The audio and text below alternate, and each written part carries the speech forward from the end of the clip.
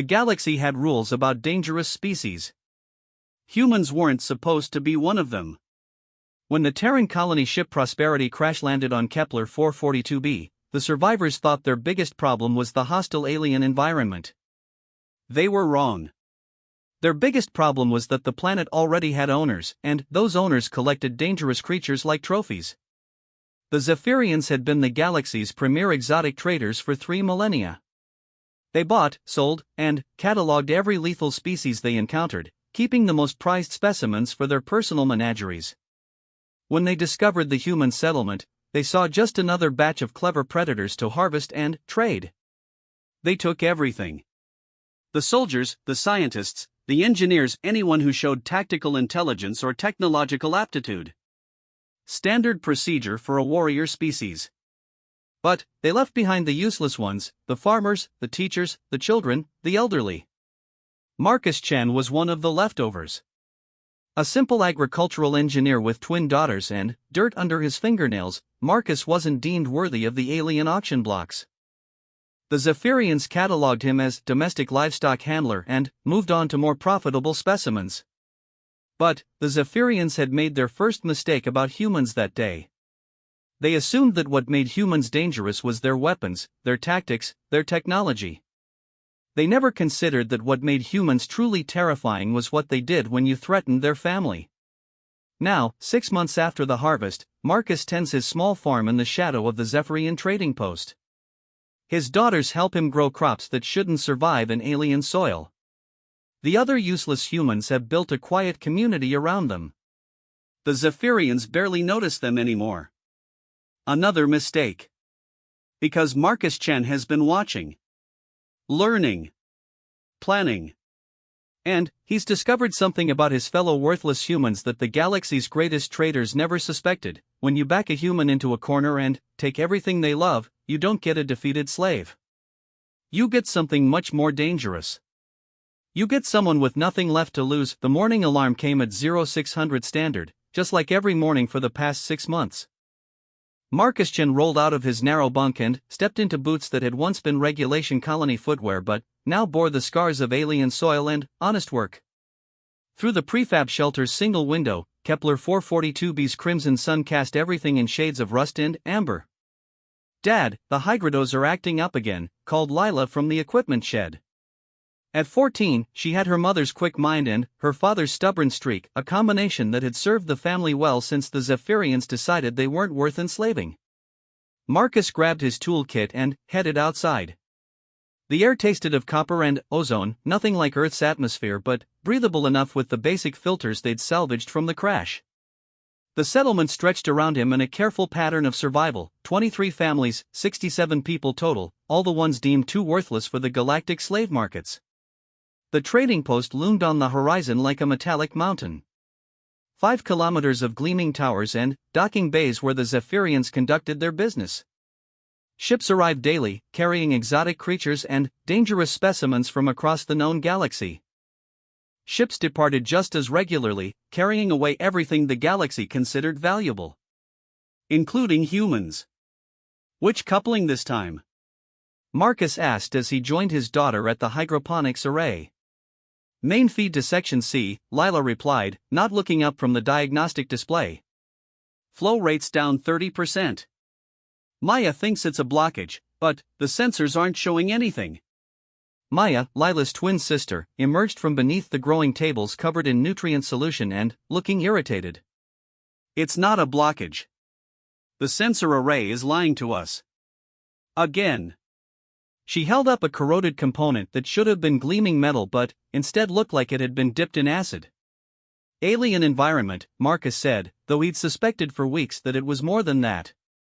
The Zephyrian manufactured equipment they'd been given was deliberately substandard, designed to break down and keep the human settlement dependent on their master's goodwill.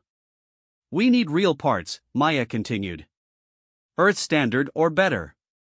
This junk won't last another month." Marcus knelt beside the failing system and ran his hands along the connections. 30 years of agricultural engineering had taught him to read machinery like other people read faces. This system wasn't just failing, it was sabotaged by design. planned obsolescence taken to a malicious extreme. "We'll make do," he said quietly. "We always do." But, as he worked, his mind wandered to the trading post's daily rhythm. Ships came and went on predictable schedules. The Zephyrians followed strict protocols for everything from mealtimes to guard rotations. Over 6 months of careful observation, Marcus had learned their patterns better than they knew themselves. "Dad?" Lila's voice carried a note of concern. "You're making that face again." "What face?" "The face Mom used to make when she was planning something the colony administrators wouldn't like." Marcus smiled despite himself. Sarah Chen had been the settlement's chief logistics coordinator, and her talent for creative problem-solving had kept them alive through 3 resource shortages and 2 equipment failures before the Zephyrians arrived. The aliens had taken her with the first group of valuable specimens, anyone with advanced degrees or specialized skills. They'd left Marcus because farming was considered menial labor. Another mistake. Just thinking about the water reclamation system, he lied smoothly. "Go help Mrs. Patterson with the morning harvest." "I'll handle this." The twins exchanged one of their looks, the kind of wordless communication that came from sharing a womb and every day since, but they went. Marcus waited until they were out of earshot before pulling out the small device he'd been building in secret for 2 months. It looked like a standard atmospheric processor diagnostic tool. Any Zephyrian guard who glanced at it would see exactly what they expected to see: more primitive human technology, hardly worth a second look. They wouldn't notice the quantum encryption matrix hidden in its core. Or the signal interceptor. Or the data storage unit that had been recording every transmission to and from the trading post for the past 8 weeks. Marcus had learned Zephyrian trade protocol by listening to their communications. He'd mapped their security systems by watching repair crews. He'd cataloged their inventory by counting the ships that came and went. Most importantly, he'd discovered what they really thought of their human livestock. The recordings made it clear, the Zephyrians saw humans as a mid-tier predator species. Dangerous enough to be valuable on the exotic trade markets, but not dangerous enough to require serious containment measures. They classified humans somewhere between Andromedan warcats and Centauri acid spitters, lethal if provoked, but manageable with proper precautions. They had no idea what they were really dealing with. Marcus finished the repairs on the hydroponics system, using parts cannibalized from 3 other failing components. It would hold together for another month, maybe 2. "Long enough?" "Mr. Chen." A voice called from the settlement's main path. Marcus looked up to see Tommy Nakamura running toward him, the boy's face flushed with excitement and terror in equal measure. Tommy was 8 years old, too young to be valuable but old enough to understand that the Zephyrians had taken his parents and left him with his grandmother. Like all the children in the settlement, he'd grown up fast in the past 6 months. "What is it, Tommy?" "Ships," the boy gasped, pointing toward the trading post. "Different ships. Big ones." Marcus shaded his eyes and looked toward the horizon. 3 vessels were approaching the trading post's main landing platform, their hulls gleaming silver instead of the usual Zephyrian brass bronze. The ships were massive, easily twice the size of anything that had visited before. Buyers, Marcus realized. This wasn't another acquisition run. This was a sale. His blood turned to ice water. The Zephyrians held quarterly auctions for their most prized specimens. Marcus had heard rumors from other settlements about these events, massive gatherings where the galaxy's wealthiest collectors bid on exotic creatures and dangerous species. If buyers this important were arriving, it meant the Zephyrians were preparing to sell their current inventory, including the humans they'd captured 6 months ago. "Tommy, go find Mrs. Patterson and tell her to call a community meeting. Emergency protocols." The boy nodded and sprinted away. Marcus watched him go, then turned back toward the trading post. Through his salvaged binoculars, he could make out figures moving on the landing platforms. The buyers were disembarking, their alien forms distorted by distance but unmistakably non-human. Marcus had always known this day would come. The Zephyrians weren't interested in keeping human slaves, they were traders, not farmers. Eventually, they would sell their current stock and move on to more profitable ventures. But, knowing it was coming and being ready for it were different things entirely. He activated the hidden communicator in his diagnostic tool and sent a coded burst transmission to 19 different receivers scattered throughout the settlement. Each receiver would relay the signal to another set of hidden devices, creating a communication network the Zephyrians had never detected. Because they'd never bothered to look for it. The response came back in less than a minute, every adult in the settlement confirming receipt and readiness status. 6 months of careful preparation, hidden beneath the facade of defeated survivors just trying to get by. Marcus allowed himself a small smile as he began walking back toward the settlement center. The Zephyrians thought they understood humans. They'd studied the species, cataloged their capabilities, and made their assessments based on standard galactic xenobiology protocols. But they'd made one crucial error in their analysis. They judged human worth based on individual capabilities. Physical strength, technological knowledge, combat experience. They'd taken the soldiers and scientists and engineers, leaving behind the farmers and teachers and shopkeepers. What they'd failed to understand was that humans weren't dangerous as individuals. They were dangerous as a community. The settlement's community center was actually the cargo bay of their original colony ship, repurposed after the crash. Within minutes, every adult in the settlement had gathered inside, their faces grim but determined. These weren't the broken survivors the Zephyrians believed them to be. These were people who had spent 6 months planning for this moment. Status report, Marcus said without preamble. Elena Rodriguez, formerly a high school chemistry teacher and now the settlement's chief demolitions expert, stood first. Shaped charges are complete. We have enough explosive to take out the main power grid and 3 secondary systems. Weapons? Jim Patterson, who'd been a hunting guide before the colony ship recruited him as a general laborer, smiled grimly. 23 plasma rifles, 6 heavy weapons, and enough ammunition for a sustained engagement. The Zephyrians' own equipment, modified to human specifications. Communications? Dr. Helen Wu, the settlement's only remaining physician and their signal intelligence specialist, consulted her tablet. We've been monitoring their protocols for 8 weeks. I can jam their local network for approximately 47 minutes before they implement backup systems. Marcus nodded. Around the room, other faces reflected the same quiet determination. The baker who'd become their infiltration expert. The accountant who'd learned to forge Zephyrian transit documents. The retired school bus driver who'd figured out how to pilot their shuttles. 6 months of being dismissed as worthless had given them something more valuable than the Zephyrians could possibly imagine, the freedom to prepare without being watched. The auction begins tomorrow at local noon, Marcus continued. Our people are somewhere in that trading post, probably in the lower containment levels. We have one chance to get them out before they're scattered across the galaxy. What about after? Asked Maria Santos, cradling her 3-year-old daughter. Even if we succeed, where do we go? They'll hunt us across every system.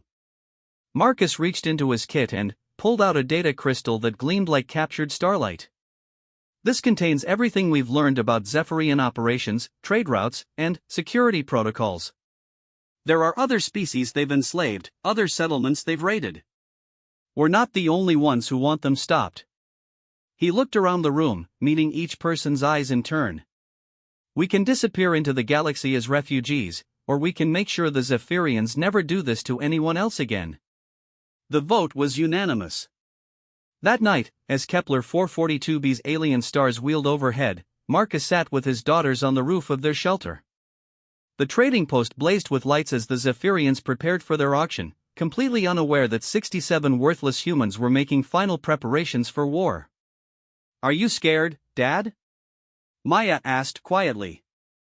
Marcus considered the question seriously. He was terrified. Not of dying, he'd made peace with that possibility months ago.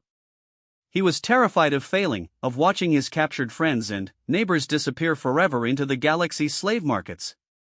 But fear and courage weren't opposites. They were partners. Yes, he said honestly. But fear keeps you alive when you're doing something dangerous. What Mom would say, Lila observed. Your mother would say that scared people make fewer mistakes, Marcus replied. And, tomorrow, we can't afford any mistakes. The girls leaned against him, and he wrapped his arms around them both. In a few hours, they would implement a plan 6 months in the making. They would rescue their people or die trying. Either way, the galaxy was about to learn something new about humans. They were about to learn that the most dangerous predator wasn't the one with the biggest claws or the sharpest teeth. It was the one that looked harmless until you threatened its family. Dawn came with the screech of exotic creatures and the hum of force fields. The auction would begin in 6 hours, and the trading post buzzed with activity as buyers from across the galaxy examined their potential purchases. Marcus Chen stood in his fields, ostensibly checking the morning crop yield but actually watching the Zephyrian guard patterns through his peripheral vision. After 6 months, he knew their routines better than they did. Guard shift change at 0800. Maintenance crews accessing the lower levels at 0830. Feeding time for the livestock at 0900. The word made his jaw clench. His friends, his neighbors, his wife reduced to livestock and alien ledgers. The fertilizer shipment is ready for delivery, announced Elena Rodriguez, approaching with a wheeled cart that appeared to contain standard agricultural supplements. To any watching Zephyrian, it would look like normal settlement maintenance. They wouldn't notice the subtle weight distribution that suggested the bags contained something far more volatile than plant nutrients. Or the tiny detonation devices hidden within standard irrigation timers. Sector 7 needs extra attention today, Marcus replied, using the code phrase that meant Elena should position her charges near the main power coupling. The soil composition seems unstable. Elena nodded and continued past, whistling an old Earth tune that sounded innocent but actually served as an all-clear signal for the other teams. Marcus checked his watch. 5 hours and 37 minutes until the auction began. Time enough, if everything went according to plan. Nothing ever went according to plan. Mr. Chen. The voice belonged to Zephyrian Trade Supervisor Vexhai, whose universal translator gave his words a clipped, mechanical precision. The alien approached across the field, his copper-colored exoskeleton catching the morning light like burnished metal. Marcus straightened, carefully keeping his expression neutral. In 6 months, Vexhai had spoken to him perhaps a dozen times, usually to deliver new restrictions or equipment assignments. The supervisor considered human farmers beneath his notice, which had been an enormous advantage. Today, that advantage felt fragile as glass. Supervisor, Marcus replied with the appropriate deference. Is there a problem with our output? Your output remains adequate, Vexhai said dismissively. I come with different news.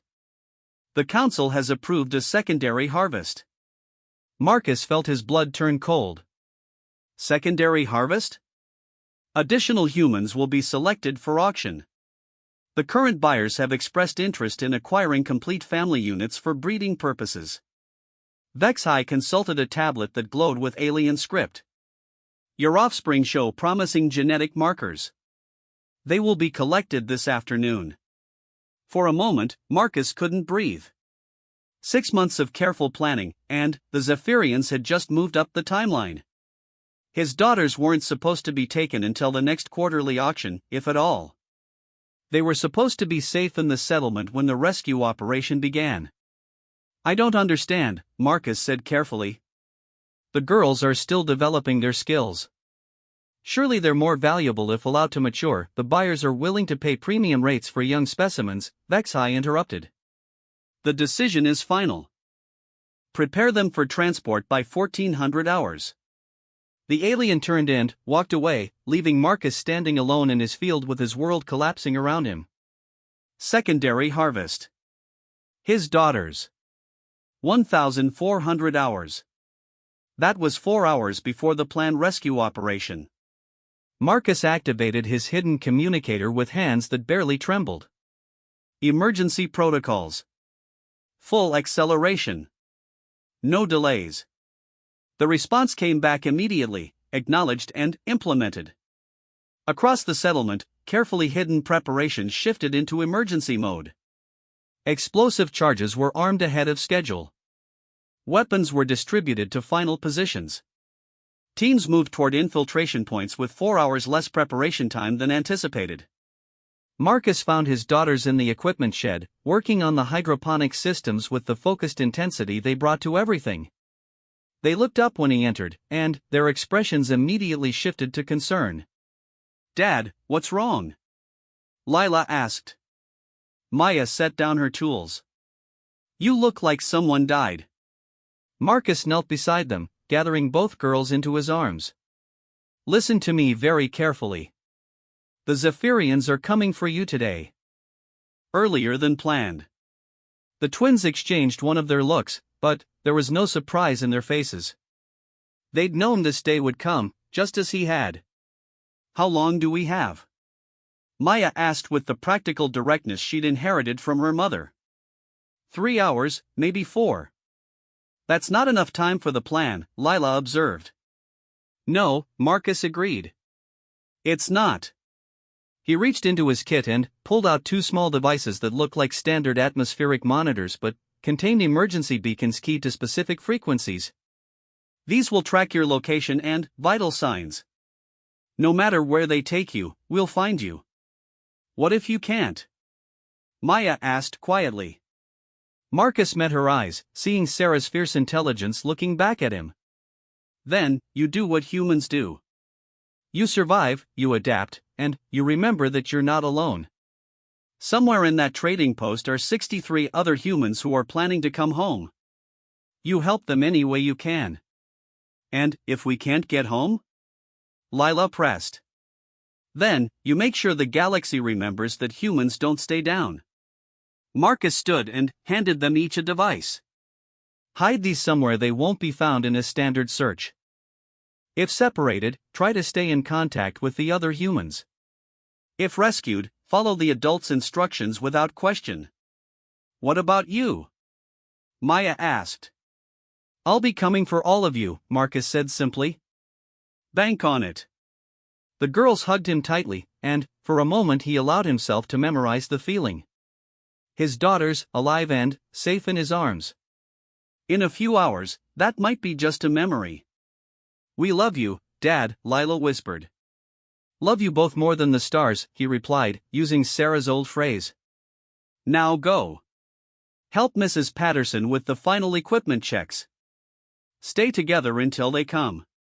After they left, Marcus stood alone in the shed and allowed himself 30 seconds of pure terror. Then, he activated his communicator and began coordinating the most desperate operation of his life. The next 3 hours passed like a fever dream of frantic preparation. Elena's demolition team finished placing charges throughout the trading post's infrastructure, using utility tunnels and maintenance shafts that the Zephyrians barely monitored. Jim Patterson's weapons teams positioned themselves at strategic choke points. Dr. Wu's communications group began jamming preliminary signals to test response times. At 1,400 hours exactly, the transport shuttles arrived. Marcus watched from his field as Zephyrian guards disembarked from sleek vehicles that hovered a meter above the ground. Their movements were efficient and mechanical, following protocols developed over centuries of slave trading. 27 children and teenagers were loaded into the shuttles with minimal fuss. The young humans had been prepared for this moment, and they followed their parents' instructions to cooperate and survive. Marcus watched his daughters board the second shuttle. Maya looked back once and met his eyes across the distance. She nodded slightly, a promise that she would follow the plan and trust him to follow his. Then, the shuttles departed, carrying away the most precious cargo in Marcus's universe. He waited exactly 17 minutes after they disappeared from view. Then, he activated the general frequency and spoke 2 words that would change everything. "Dragon's Awakening."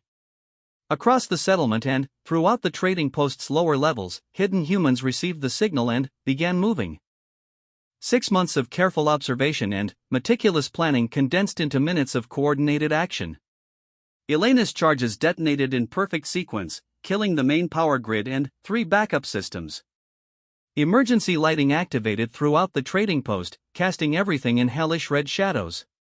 Dr. Wu's jamming array overwhelmed the local communication network, cutting the facility off from outside contact. Any distress signals would have to wait for backup systems to come online.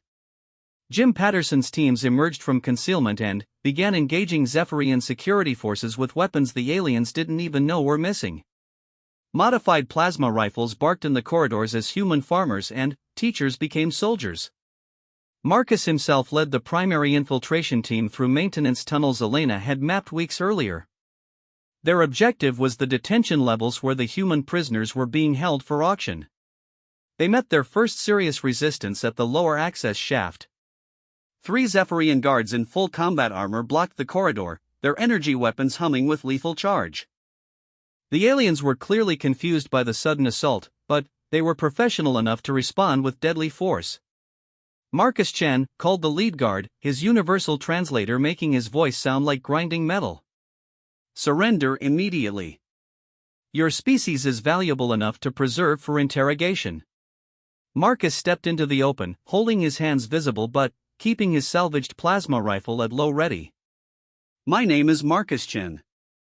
I'm a farmer from Earth Colony 7. You took my friends. You took my wife. Today you took my daughters. Your point, the guard demanded. My point, Marcus said, and smiled, is that you should have done your research better. The corridor erupted in plasma fire as Dr. Wu's team emerged from a secondary shaft behind the Zephyrian position. The aliens spun to engage the new threat, presenting their flanks to Marcus's primary team. The firefight lasted less than 30 seconds. When the smoke cleared, Marcus stepped over the fallen guards and continued toward the detention levels. Behind him, his team followed with the grim efficiency of people who had spent months preparing for this moment. They found the human prisoners in 3 separate containment areas, held behind force fields that hummed with alien energy. 63 men and women who had been deemed too valuable to leave behind, too dangerous to kill. Sarah Chan was in the first containment cell. She looked up when Marcus appeared at the force field barrier, and her face went through a series of expressions: surprise, relief, and something that might have been pride. Hello, Marcus, she said calmly, as if they'd run into each other at the grocery store instead of in an alien prison. You're early. Change of plans, Marcus replied, working on the force field controls with tools Elena had built from salvaged Zephyrian technology. The girls send their love. Where are they? Auction prep level. Different teams handling extraction. The force field flickered and died. Can you walk? Sarah stood, stretching muscles that had been cramped in the small cell for hours. I can run, fight, and probably jury-rig an explosive device if you need one.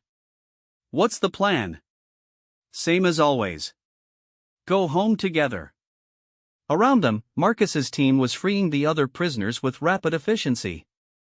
Engineers, scientists, soldiers, doctors, all the people the Zephyrians had deemed valuable enough to steal. All the people who had spent 6 months planning their own rescue operation from the inside.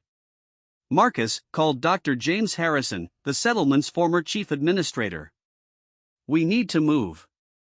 I've been monitoring their communications through the auction systems. They're bringing in military reinforcements from orbit. How long? Marcus asked. 26 minutes until the first ships arrive. Marcus nodded and activated his communicator. Dragon to all teams. Timeline is now 25 minutes. Extraction protocols in effect immediately. The response came back in crisp acknowledgements from 6 different teams scattered throughout the trading post. The rescue operation was ahead of schedule, but so were the complications. What about the auction?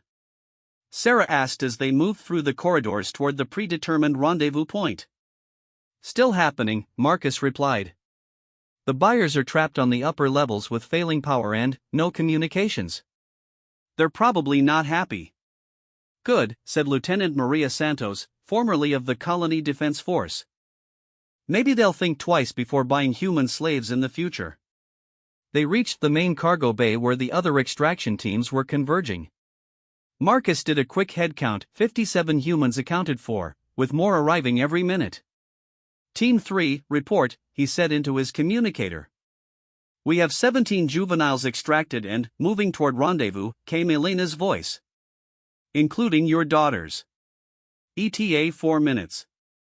Relief flooded through Marcus's chest like cold water. His girls were safe. His wife was free. His people were coming home. That was when the ceiling exploded. Zephyrian assault troops dropped through the shattered overhead, their powered armor gleaming with energy shields and integrated weapons systems. Heavy combat units, designed for suppressing rebellions and putting down uprisings. Surrender immediately, commanded their leader, his amplified voice echoing through the cargo bay. You are outgunned and outnumbered. Compliance will result in minimal casualties. Marcus looked around the cargo bay at his people. Farmers and teachers and shopkeepers, armed with stolen weapons and improvised equipment, facing professional soldiers in powered armor. It should have been a massacre. Instead, Saracen smiled and said, Marcus, do you remember what I used to tell the colony administrators when they said something couldn't be done? Marcus found himself smiling back. You used to tell them they were thinking too small. That's right. Sarah raised her voice so the entire bay could hear her. The problem with slavery is that it only works if the slaves accept their slaves. She looked directly at the Zephyrian assault leader. We don't. The battle for the cargo bay began with plasma fire and ended with something the galaxy had never seen before. It ended with humans proving that individual capability was less important than collective determination. That training and equipment mattered less than the willingness to sacrifice for each other. That the most dangerous weapon in the universe wasn't technology or firepower. It was a parent who would do anything to protect their children. When Elena's team arrived with the rescued teenagers, they found the cargo bay secured and 17 sets of Zephyrian-powered armor being redistributed to human operators.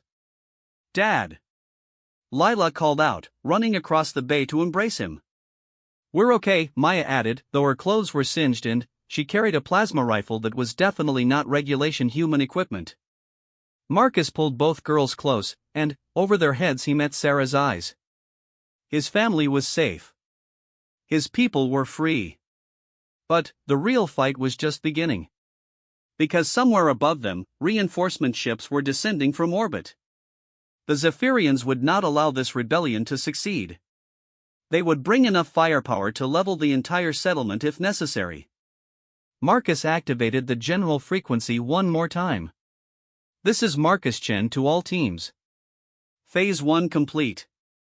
All humans accounted for and extracted. Phase 2 begins now.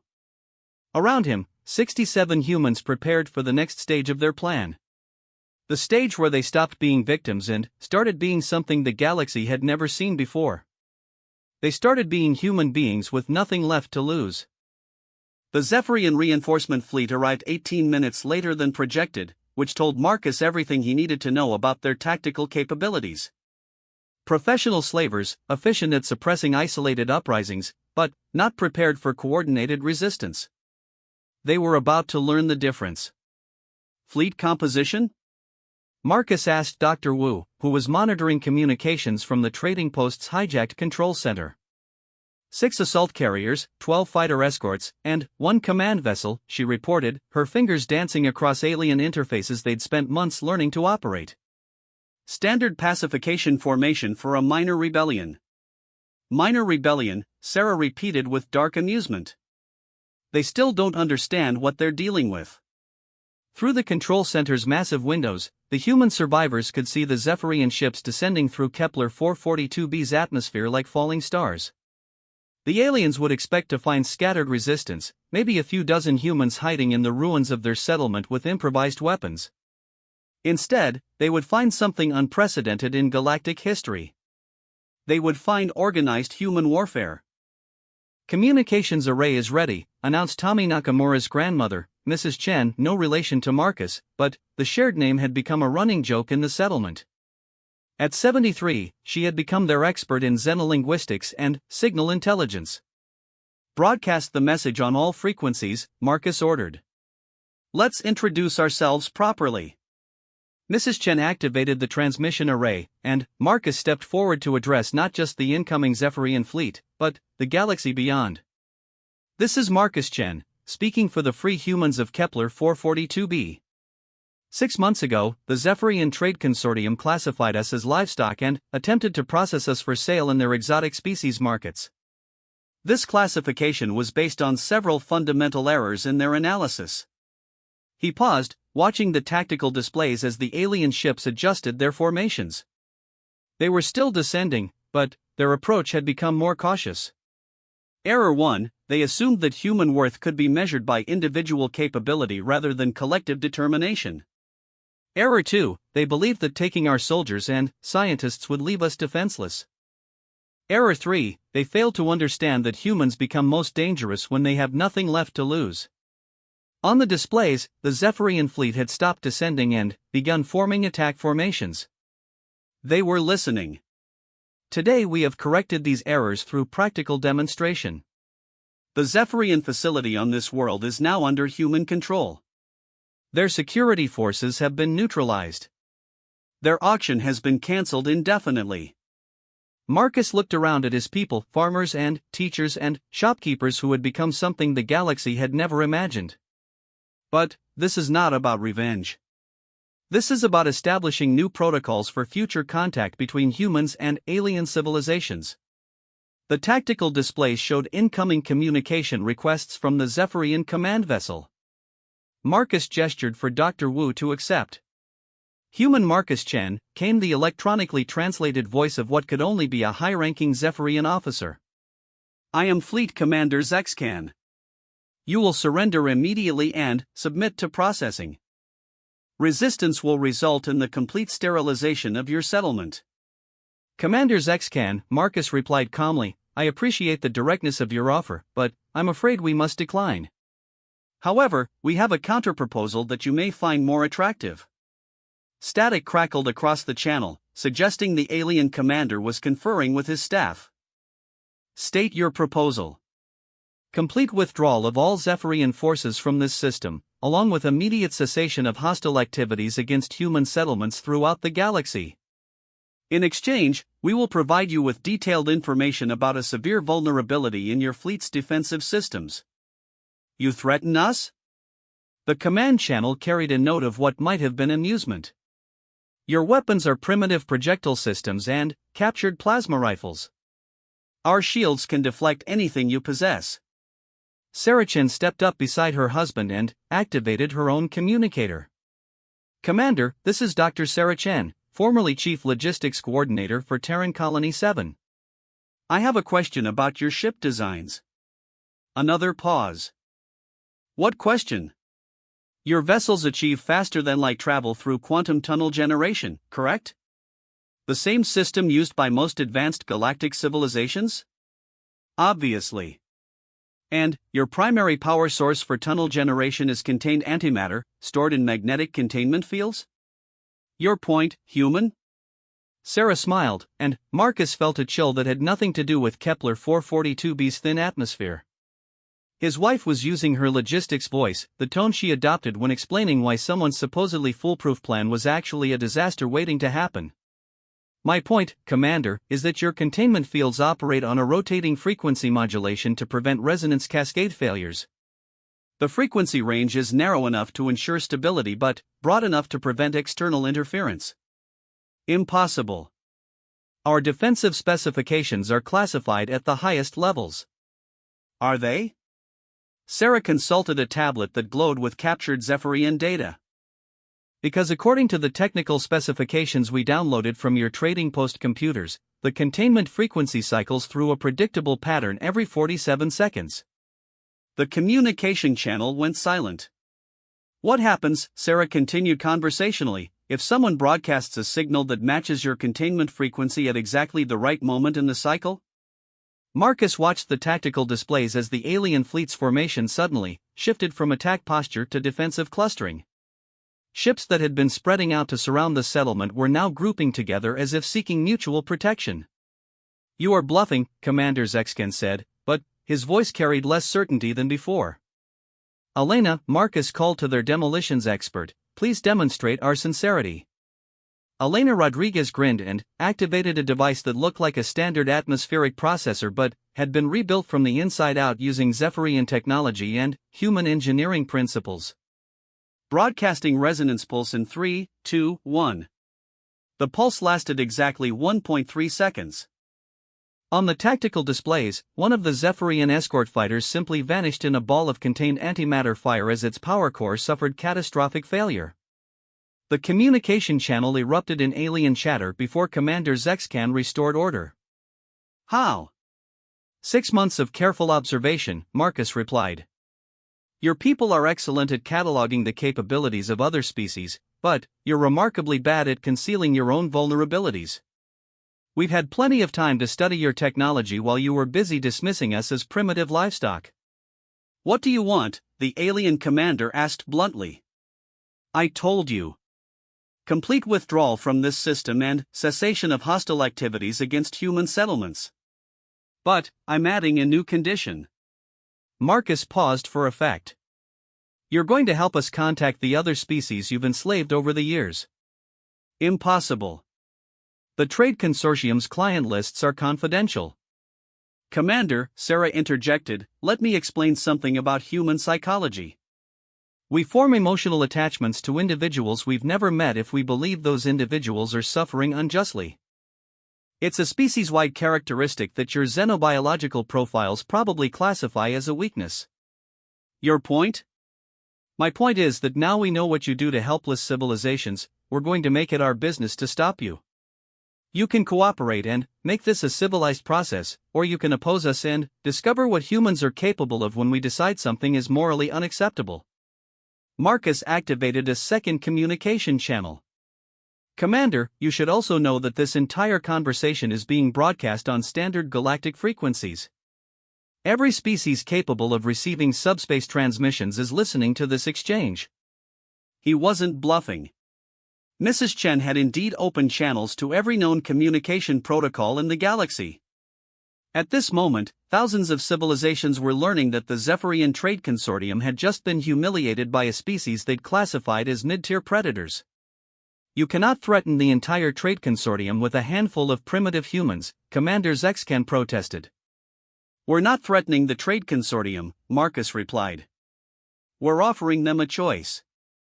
They can adapt their business model to exclude sapient species, or they can discover what happens when humans decide to become their permanent problem.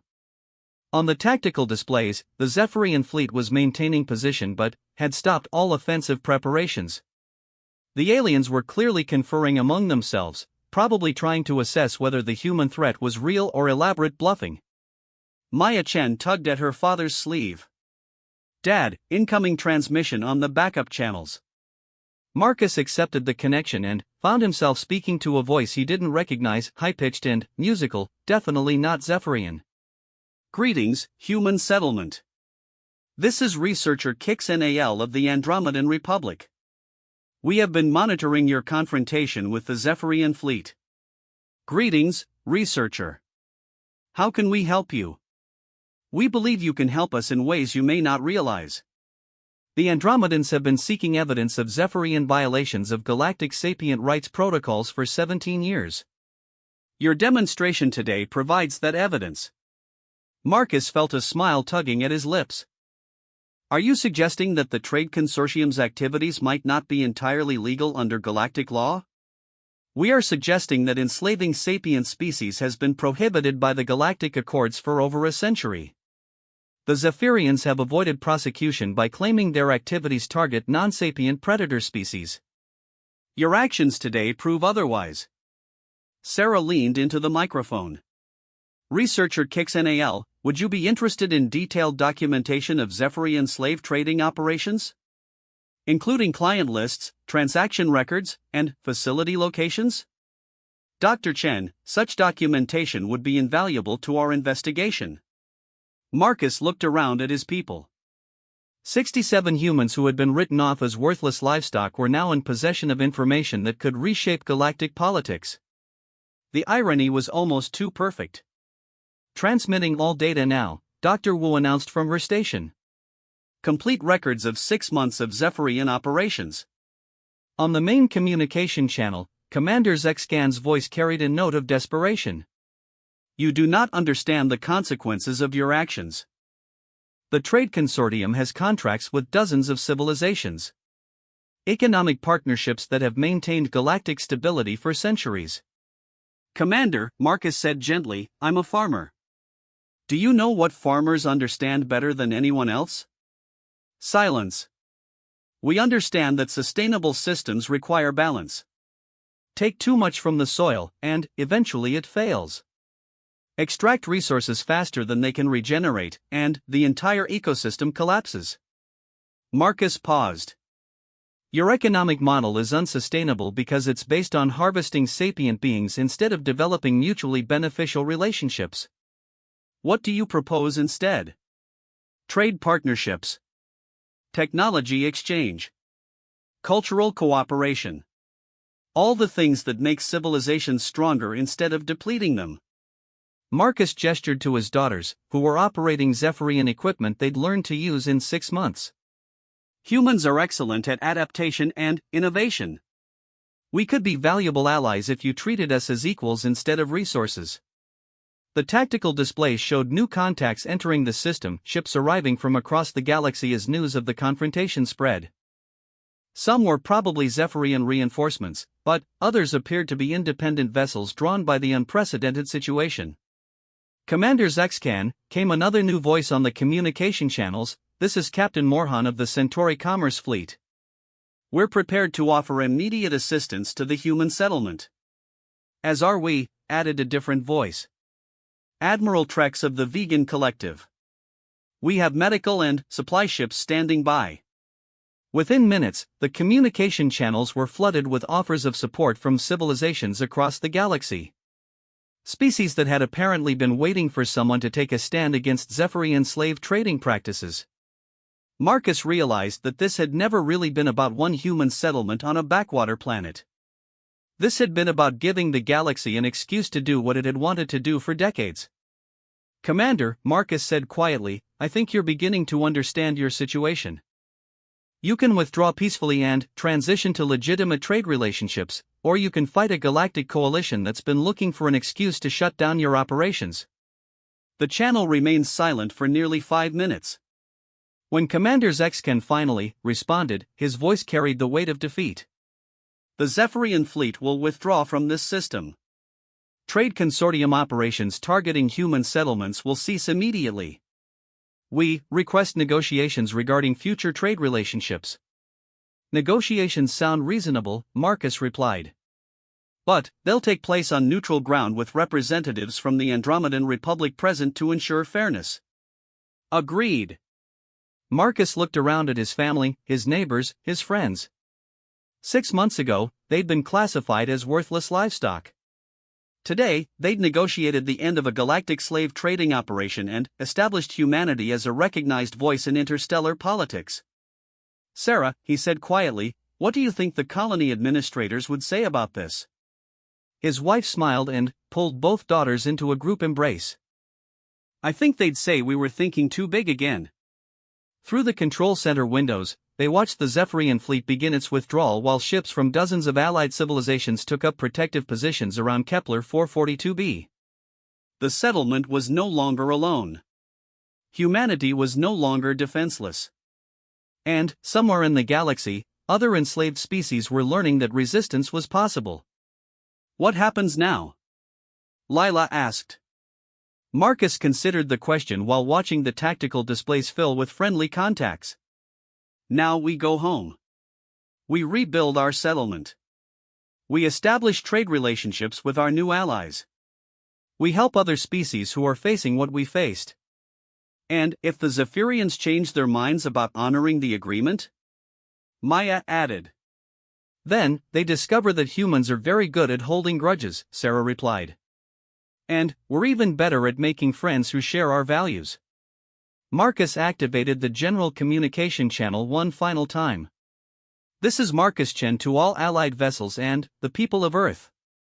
Today we learned that humans don't have to be the most advanced species or the most powerful military force to make a difference in the galaxy. He paused, looking out at the stars that no longer seemed quite so alien. We just have to be willing to stand up for what's right, even when it seems impossible. Even when we're outnumbered and outgunned. Even when everyone tells us we're worthless. Around him, 67 humans, farmers and teachers and shopkeepers who had become something unprecedented, prepared to reshape their corner of the galaxy through the simple radical act of refusing to accept that might made right. The dragon is awake, Marcus concluded. And we're not going back to sleep. In the years that followed, xenobiologists would revise their classifications of human capability. Military analysts would study the Kepler 442b incident as an example of asymmetric warfare principles. Economists would examine the trade consortium's collapse as a case study in unsustainable business models. But, on Kepler 442b, in a small agricultural settlement that had become the center of galactic attention, Marcustion simply went back to farming. Because that's what humans do. They adapt. They survive. They build something better from whatever they're given. And, when someone threatens their family, they remind the universe that the most dangerous predator isn't the one with the biggest claws. It's the one that looks harmless until you make the mistake of thinking they're helpless. The galaxy learned that lesson well. They never forgot it again.